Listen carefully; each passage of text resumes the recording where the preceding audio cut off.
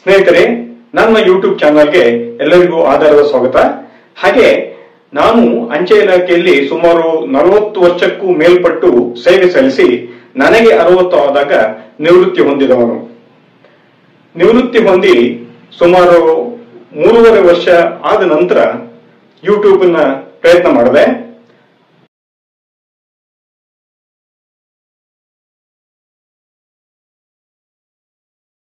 ಸ್ನೇಹಿತರೆ, ಯೂಟ್ಯೂಬಿನ ಅವಶ್ಯಕತೆಯ ಪ್ರಕಾರ 1 ವರ್ಷದಲ್ಲಿ 1000 ಸಬ್ಸ್ಕ್ರೈಬರ್ಸ್ ಆಗಿದೆ.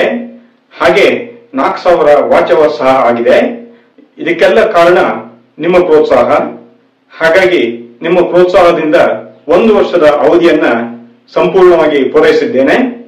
ಇನ್ನು ನಿಮ್ಮ ಪ್ರೋತ್ಸಾಹ ಹೀಗೆ ಮುಂದುವರಿಯಲಿ.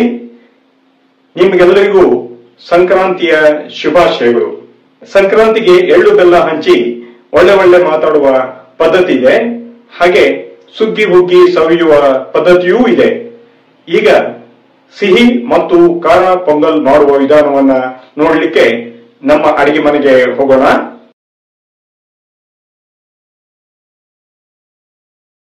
ಸಿಹಿ ಮತ್ತು ಖಾರ ಪೊಂಗಲ್ ಮಾಡಲು ಮೊದಲು ಅಕ್ಕಿ ಮತ್ತು ಹೆಸರುಬೇಳೆ ತೆಗೆದಿಟ್ಟುಕೊಳ್ಳಿ. ಈಗ ಸ್ಟವ್ ಮೇಲೆ ಬಾಣಲೆ ಇಟ್ಟು 1 ಲೋಟ ಅಕ್ಕಿ, 1 ಲೋಟ ಹೆಸರುಬೇಳೆ ಹಾಕಿ ಸುಮಾರು 3 ನಿಮಿಷ ಮೀಡಿಯಂ ಬೆಂಕಿಯಲ್ಲಿ ಸ್ವಲ್ಪ ಬಣ್ಣ ಬದಲಾವಣೆ ಆಗುವಷ್ಟು ಹುರಿಯಿರಿ. ನಂತರ ಸ್ವಲ್ಪ ಆರಲು ಬಿಡಿ. ಈಗ ಕುಕ್ಕರ್ಗೆ ನೀರು ಹಾಕಿಕೊಂಡು ಆರಿದ ಮಿಶ್ರಣವನ್ನು ತೊಳೆದುಕೊಳ್ಳಿ. ತೊಳೆದ ನೀರನ್ನು ತೆಗೆದು ಅಕ್ಕಿ ಹಾಕಿದ ಲೋಟ ತೆಗೆದುಕೊಂಡು ಹೊಸದಾಗಿ 4 ಲೋಟ ನೀರು ಹಾಕಿ. ಈಗ ಕುಕ್ಕರ್ ಮುಚ್ಚಳ ಹಾಕಿ ಸ್ಟವ್ ಮೇಲೆ ಬೇಯಲು ಬಿಡಿ. ಕುಕ್ಕರ್ 2 ಸೀಟಿ ಹೊಡೆದ ನಂತರ ವೆಯ್ಟ್ ಇಳಿಯಲು ಬಿಡಿ. ಈಗ ಕುಕ್ಕರ್ ಮುಚ್ಚಳ ತೆಗೆದರೆ ಬೆಂದ ಮಿಶ್ರಣ ರೆಡಿ.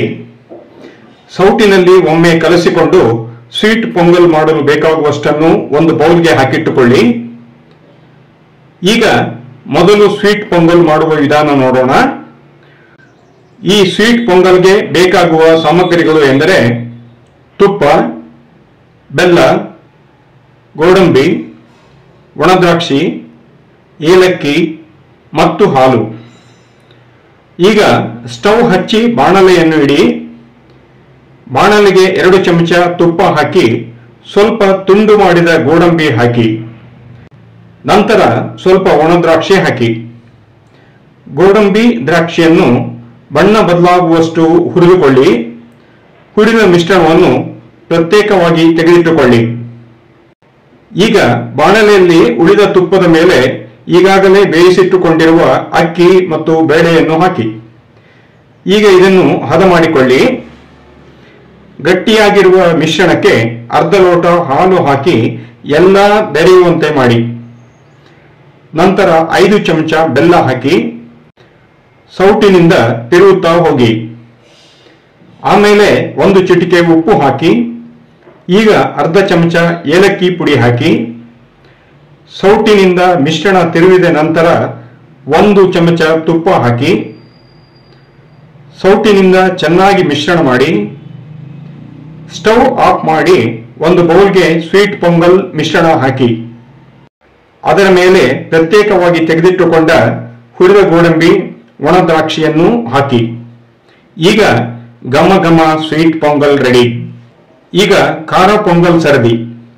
ಇದನ್ನು ಮಾಡಲು ಬೇಕಾಗುವ ಸಾಮಗ್ರಿಗಳು ಎಂದರೆ ತುಪ್ಪ, ಹಸಿಮೆಣಸಿನಕಾಯಿ, ಕೊತ್ತಂಬರಿ ಸೊಪ್ಪು, ಒಣಮೆಣಸಿನಕಾಯಿ, ತೆಂಗಿನಕಾಯಿಯ ಚೂರುಗಳು, ಉಪ್ಪು, ಲಿಂಬೆಹಣ್ಣು, ಅಡಿಗೆ ಎಣ್ಣೆ, ಸಾಸಿವೆ, ಜೀರಿಗೆ, ಉದ್ದಿನಬೇಳೆ, ಅರಿಶಿನ ಪುಡಿ, ಇಂಗು, ಕರಿಬೇವು, ಹಸಿ ಶುಂಠಿ ಮತ್ತು ಹಾಲು. ಇದರ ಜೊತೆ ಮೆಣಸಿನಕಾಳು ಪುಡಿ ಮಾಡಿ ಇಟ್ಟುಕೊಳ್ಳಿ. ಈಗ ಕುಕ್ಕರ್ನಲ್ಲಿ ಬೆಂದ ಅಕ್ಕಿ ಮತ್ತು ಬೇಳೆ ಮಿಶ್ರಣದ ಮೇಲೆ ರುಚಿಗೆ ತಕ್ಕಷ್ಟು ಉಪ್ಪು ಹಾಕಿ. ಇದಾದ ನಂತರ 4 ಲೋಟ ಬಿಸಿ ಬಿಸಿ ನೀರು ಹಾಕಿ 1 ಲೋಟ ಹಾಲು ಹಾಕಿ. ಉಂಡೆ ಉಂಡೆ ಆಗದ ಹಾಗೆ ಸೌಟಿನಿಂದ ಚೆನ್ನಾಗಿ ಸ್ಮ್ಯಾಶ್ ಮಾಡಿ. ಈಗ ಅಗತ್ಯವಿದ್ದರೆ ಸ್ವಲ್ಪ ನೀರು ಹಾಕಿಕೊಳ್ಳಿ. ನಂತರ ಗ್ಯಾಸ್ ಆನ್ ಮಾಡಿ ಮಿಶ್ರಣ ಬಿಸಿಯಾಗಲು ಬಿಡಿ. ಈಗ ಬಾಣಲೆಗೆ 2 ಚಮಚ ತುಪ್ಪ ಹಾಕಿ ಸ್ವಲ್ಪ ತುಂಡು ಮಾಡಿದ ಗೋಡಂಬಿ ಹಾಕಿ ತೆಂಗಿನಕಾಯಿಯ ಚೂರುಗಳನ್ನು ಹಾಕಿ ಅರೆ ಕಂದು ಬಣ್ಣ ಬರುವ ತನಕ ಹುರಿದ ಮೇಲೆ ಪ್ರತ್ಯೇಕವಾಗಿ ತೆಗೆದಿಡಿ.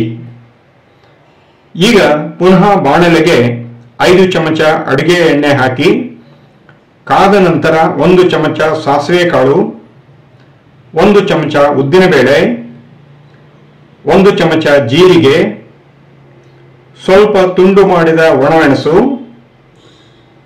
4 ಸೀಳಿದ ಹಸಿಮೆಣಸಿನಕಾಯಿ, ಅರ್ಧ ಚಮಚ ಅರಿಶಿಣ ಪುಡಿ, ಸ್ವಲ್ಪ ಕರಿಬೇವಿನ ಎಲೆ, ಸ್ವಲ್ಪ ಇಂಗಿನ ಪುಡಿ, ಸ್ವಲ್ಪ ಜಜ್ಜಿದ ಶುಂಠಿ, ಅರ್ಧ ಚಮಚ ಮೆಣಸಿನಕಾಳು ಪುಡಿ ಹಾಕಿ ಎಲ್ಲವೂ ಮಿಶ್ರಣವಾಗುವಂತೆ ಹುರಿಯಿರಿ. ಚೆನ್ನಾಗಿ ಹುರಿದಾದ ನಂತರ ಸ್ಟವ್ ಆಫ್ ಮಾಡಿ ಮಿಶ್ರಣ ಆರಲು ಬಿಡಿ.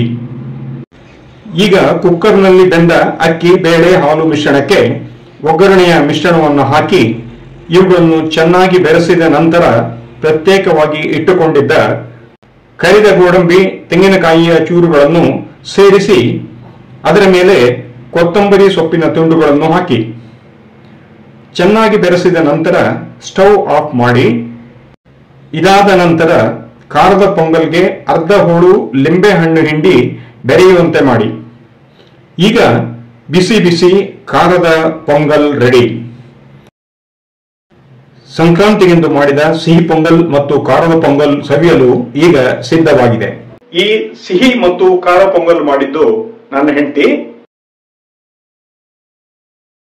ವಿಡಿಯೋ ಮತ್ತು ವಿವರಣೆ ಮಾತ್ರ ನನ್ನದು. ಈ ವಿಡಿಯೋ ನಿಮಗೆ ಇಷ್ಟವಾದಲ್ಲಿ ಲೈಕ್ ಕೊಡಿ, ಹಾಗೆ ಇದನ್ನ ಶೇರ್ ಮಾಡಿ, ಅದರ ಜೊತೆಯಲ್ಲೇ ನಿಮ್ಮ ಕಮೆಂಟ್ ಅನ್ನು ಸಹ ಹಾಕಿ, ಹಾಗೆ ನನ್ನ ಚಾನಲ್ಗೆ ಸಬ್ಸ್ಕ್ರೈಬ್ ಆಗಿ. ಮುಂದಿನ ಸಂಚಿಕೆಗಾಗಿ ಕಾಯಿರಿ.